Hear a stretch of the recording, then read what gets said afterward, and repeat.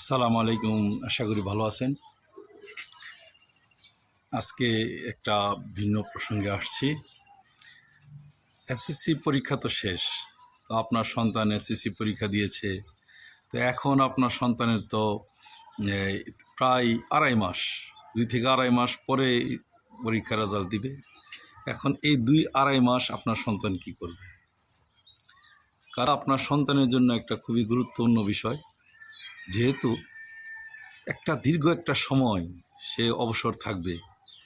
এখন বলে যে অলস মস্তিষ্ক শয়তানের কারখানা।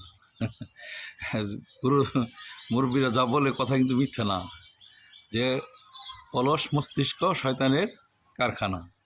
তো একটা ছেলে যখন, আপনার সন্তান যখন অলস থাকবে, কোনো কাজকর্ম থাকবে না, হয়তোবা তার মধ্যে বাজে আড্ডা অথবা মোবাইলের যে আসক্তি, এগুলি দিয়ে তার সময়টা কিন্তু ভালো কাটবে না।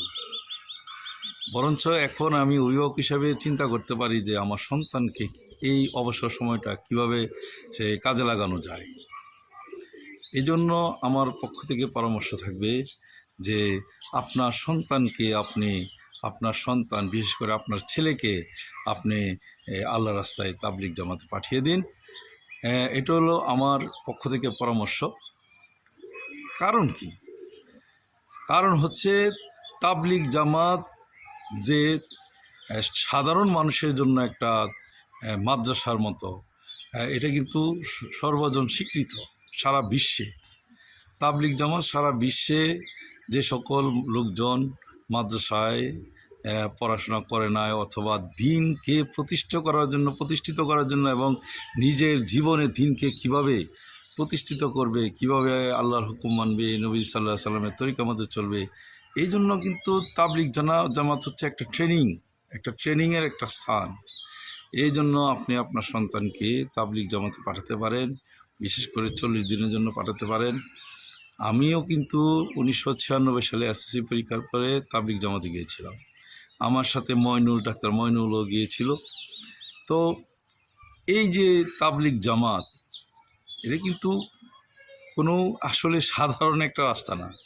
এটা কিন্তু অনেক অনেক একটা গুরুত্বপূর্ণ বিষয়, যে আল্লাহ তাআলা কোরআনে অনেক জায়গায় বলেছেন যে তোমরা সৎ কাজে আদেশ করো, অসৎ কাজে নিষেধ করো। তাছাড়াও একটা মানুষ তার জীবনের মধ্যে ধর্মীয় অনুশাসনকে কিভাবে আনবে, সে কিভাবে দিনকে চর্চা করবে তার জীবনের মধ্য দিয়ে, এটা কিন্তু তাবলিগ জামাতের মাধ্যমে শিক্ষা দেওয়া হয়। কোনটা কি নিষেধ, কোনটা কি করতে হবে, কোনটা হারাম, কোনটা হালাল, অন্তত